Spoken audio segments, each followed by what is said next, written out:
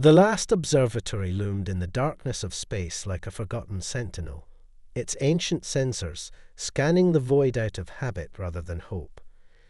Chief Astronomer Kira Patel stood at its observation deck, her silver-flecked hair reflecting the dim emergency lighting that served as the only illumination in this corner of the dying universe. For 10,000 years, the observatory had maintained its vigil, watching as the last stars flickered and died, leaving nothing but cold darkness in their wake. The Gaian Collective, an alliance of 17 spacefaring species, had built it as their final testament, a monument to what once was, and what they had failed to preserve. Kira's fingers danced across the holographic controls, adjusting the quantum sensors for their daily scan. It was a ritual more than a scientific endeavor now. In the 50 years she'd served as chief astronomer, nothing had changed in the endless void beyond their artificial habitat. Another routine day in paradise, she muttered, her voice carrying the weight of generations who had watched their universe grow darker and colder. The scanning beam swept outward in its familiar arc, passing through the graveyard of dead stars that had once been the Andromeda Milky Way merger. Black dwarfs and frozen remnants were all that remained of the cosmic dance that had once illuminated the heavens. But today was different. The quantum scanner chirped, a sound so foreign that Kira nearly jumped out of her skin. Her hands trembled as she enhanced the reading, hardly daring to believe what the instruments were telling her. Computer, verify energy signature at coordinates 227 Mark 419, she commanded, her voice barely above a whisper. Energy signature verified, the A responded in its characteristically neutral tone, detecting controlled fusion reactions consistent with artificial stellar formation. Kira's heart nearly stopped. Artificial stellar formation. That was impossible. The technology had been lost eons ago, when the last of the elder races had vanished into the darkness between the galaxies. Display visual, she ordered, and the main screen flickered to life. What she saw made her grab the edge of her console for support. A massive vessel, easily the size of a small moon, hung in the void. Its surface blazed with lights that seemed impossibly bright in a universe that had known only darkness for millennia. But it wasn't the ship itself that caused Kira's breath to catch in her throat. It was what it was doing. Before her eyes, streams of energy poured from the vessel's bow, coalescing into a sphere of pure plasma. The artificial star grew steadily, its corona beginning to pulse with the rhythm of sustained fusion. This is Chief Astronomer Patel to all stations. She broadcast across the observatory's internal network. We have a Priority 1 event in progress. I repeat, Priority 1. Within moments, the observation deck filled with her fellow scientists, their eyes wide with wonder as they watched the impossible unfold before them. The last time anyone had seen a newborn star, their species had barely achieved spaceflight. Incoming transmission, the computer announced suddenly. Origin. Unknown vessel. Kira straightened her uniform, aware that she was about to make first contact with whoever, or whatever, had mastered the power to create stars. Accept transmission, she ordered. The screen shifted, and Kira found herself facing a being that looked surprisingly familiar. It was humanoid, with dark skin and eyes that seemed to hold the very light their universe had lost so long ago. Greetings, last observatory. The figure spoke in perfect standard.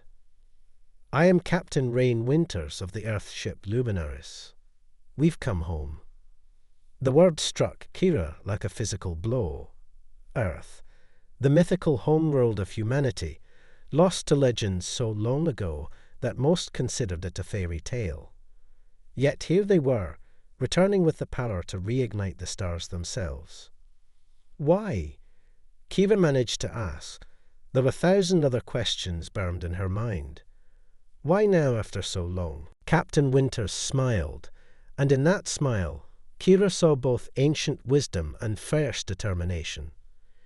Because the universe wasn't meant to die in darkness, she replied.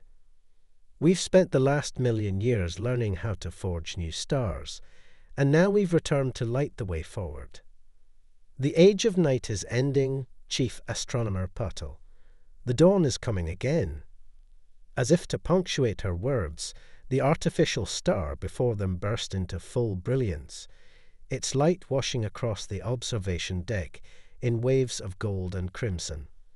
For the first time in recorded history, natural sunlight touched the last observatory's windows. Kira watched through tears as her fellow scientists wept, laughed, and embraced each other. The impossible had happened. Humanity had returned, bearing the gift of light itself. And this, she realized, was only the beginning. The Gaian Council chamber hadn't been this full in centuries. Representatives from all 17 surviving species crowded the circular hall, their voices a cascade of whispers and arguments that echoed off the ancient walls. Kira sat in the observers section, watching as Captain Winters stood calmly at the center of the storm. High Chancellor Vextor, his crystalline form catching the light from the newly born star visible through the chamber's transparent dome, raised all 4 of his appendages for silence. Captain Winters, he began, his translator converting his harmonic speech into standard. Your arrival has caused considerable disruption among our people. Change often does, Chancellor, Winters replied, her voice carrying easily across the chamber. But what we offer is more than change, it's survival. A Meridian elder, her bioluminescent patterns pulsing with agitation, rose from her seat. Survival. We have survived for millennia in the darkness. What you bring is not survival, but upheaval. The cosmic order. The cosmic order. Winters interrupted, something harder entering her voice. With respect, Elder, there is nothing natural about letting countless civilizations fade into darkness when we have the power to prevent it. Kira watched as Winters activated a holographic display. The chamber filled with images of verdant worlds orbiting bright stars, cities that stretched into the skies, and ships that dwarfed even the luminaries. This is New Earth, Winters explained. One of 300 worlds humanity has restored to life. We didn't spend 1,000,000 years hiding. We spent it learning, growing, and preparing. The Star Forges are only the beginning. Chancellor Vextor's crystalline structure vibrated with interest. You speak of more than just creating stars. Much more. Winters expanded the hologram, showing what looked like massive rings being constructed around dying stars. We've developed technology to harvest the remaining energy from black dwarfs, to stabilize dying solar systems, even to manipulate space-time itself to protect inhabited worlds from entropy. The chamber erupted in chaos. Kira understood why. What Winters described wasn't just technology, it was power over the fundamental forces of the universe itself. And you would share this technology freely, asked Vextor, his tone suspicious. Not freely, Winters corrected, but fairly. We're establishing what we call the Stellar Renaissance Initiative. Any civilization that joins will have access to our technology, training, and protection. Protection. The Meridian Elder's patterns flashed warning colors. From what? Winters's expression grew grave. We're not the only ones who survived the Great Darkness. There are others. Those who believe the death of stars is natural, even necessary. They've been watching your civilizations, ensuring you remain trapped in the dark. The revelation hit Kira like a physical blow. She thought of all the failed experiments, the mysterious accidents that had plagued their own attempts to understand stellar mechanics. had none of it been coincidence. The Eternal Night Collective, Winters continued, believes that intelligent life should either transcend its need for stars or perish. They've actively worked to suppress technological development across thousands of galaxies. The chamber fell silent as the implications sank in. Kira felt a chill that had nothing to do with the station's temperature. "You're telling us we're in the middle of a war we didn't even know existed," Chancellor Vextor stated. "No," Winters corrected, her eyes sweeping the chamber. "I'm telling you that you now have a choice to join it. Humanity has spent centuries building the infrastructure needed to restore light to the universe. But we can't do it alone, and we won't force our help on those who don't want it." She gestured to the newborn star outside. "That star is our gift to you, proof of what's possible. But it's also a beacon. The Eternal Night Collective will come. Make no mistake. They cannot ignore such a direct challenge to their doctrine." Kira found herself standing before she realized what she was doing. "How long?" she asked, her voice carrying in the sudden silence. Winters met her gaze. "Based on our calculations, 3 standard months, maybe less. They'll send agents first, try to turn your people against each other. Then they'll come in force. And you'll help us fight them?" Chancellor Vextor asked. "Better." Winters smiled, and there was something fierce in it. "We'll help you build your own star forges. By the time they arrive in force, this sector will have a dozen new stars burning bright. The question is, will you stand with us?" The chamber erupted in debate once more, but Kira barely heard it. Her eyes were fixed on the star outside, the first new star she had ever seen. In its light, she saw not just hope, but a challenge. A line drawn in the darkness of space itself. The war for the future of light was about to begin. The construction of the first Gaian star forge was a sight Kira would never forget.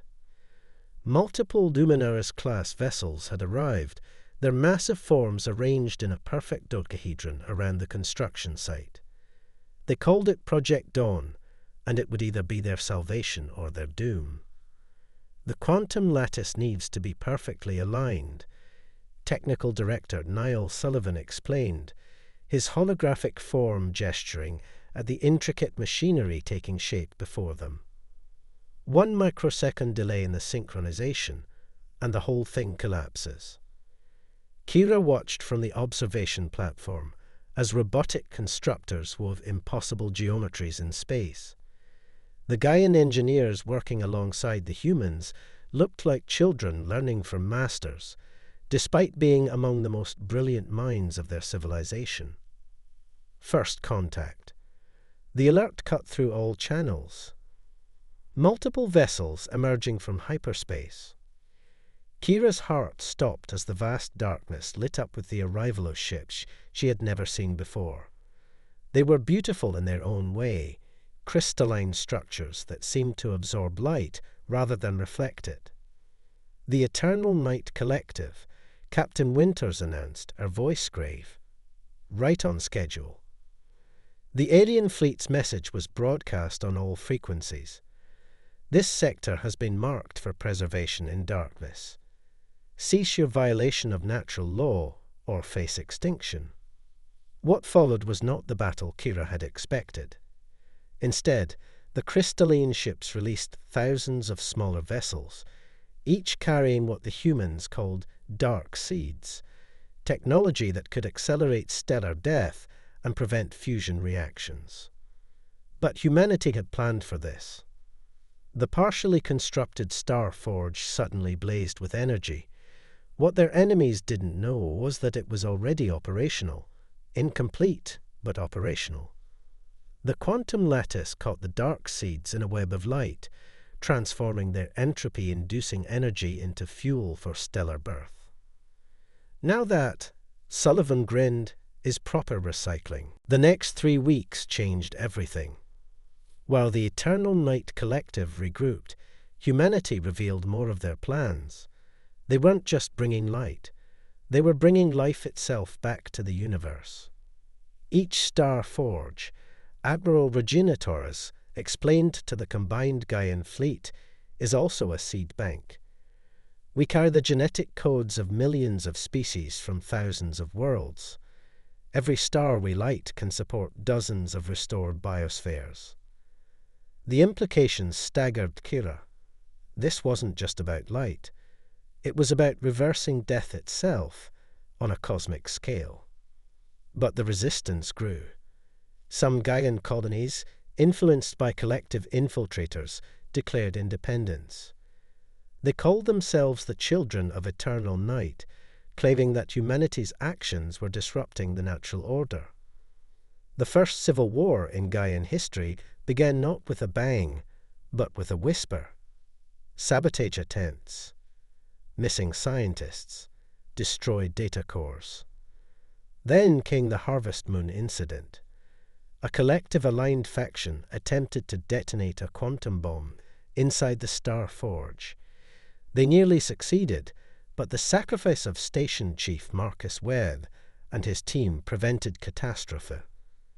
Their last words, broadcast across all channels: "The light must endure." These words became a rally cry. Support for the Renaissance initiative surged. More alien civilizations, hidden in the darkness between dead stars, emerged to join the cause. The children of lost Earth were uniting the galaxy, one light at a time. The final battle for the galaxy's future began where humanity's return had started, at the last observatory. The Eternal Night Collective had gathered their full might. A fleet of world-killing ships, led by beings who had transcended the need for light eons ago. But they faced something they hadn't counted on: unity. Human star forges, Gaian quantum arrays, and technology from a dozen other species had been combined into something new, something unprecedented. "They think we're fighting to create light," Captain Winters said as she and Kira stood on the observatory's bridge. "But we're fighting for choice, for the right of life to choose its own path." The collective's ultimatum was simple: surrender to darkness or be erased. Their response came in the form of light, not from weapons, but from stars. Hundreds of them, igniting simultaneously across the sector. The star forges had been building to this moment, gathering energy for one massive push against entropy itself. The battle that followed would be told in stories for generations to come. The collective's dark seeds met waves of quantum light. Their entropy weapons clashed with humanity's stellar fires. Space itself seemed to warp and bend as two philosophies of existence clashed. In the end, it wasn't superior firepower that won the day. It was a discovery by Kira herself, the realization that the collective's ships were powered by captured starlight from eons past. Light they had stolen during the first Great Darkness. "They're not beings of pure darkness," she told Captain Winters. "They're parasites, feeding on the very thing they claim to despise." This knowledge, broadcast across all channels, shattered the collective's unity. Their own subordinate races, realizing they had been deceived for eons, turned against them. The grand fleet of darkness dissolved into chaos. As the last collective ships fled or surrendered, Kira stood with humanity's representatives and the Gaian Council, watching a new star ignite. But this one was different. It was formed naturally, from the gases and dust gathered by their combined efforts. The first truly new star born in their galaxy for millions of years. "What now?" she asked Captain Winters. The captain smiled, looking out at the growing network of lights spreading across their sector of space. Now we rebuild, we restore. We remember that darkness is not an end, but merely an intermission between acts in the grand play of existence. Chancellor Vextor, his crystalline form glowing with reflected starlight, added, "And we remember that hope, like light itself, can never truly die. It only needs a spark to return. The last observatory was renamed. They called it the First Light now, a teaching centre where the combined knowledge of humanity and the Gaian collective would be shared with all who sought to join the Renaissance. And in the centuries that followed, as more stars blazed to life and dead worlds flourished again, historians would mark this as the moment when the universe chose light over darkness, life over entropy, hope over despair. The eternal night had ended. A new dawn had begun.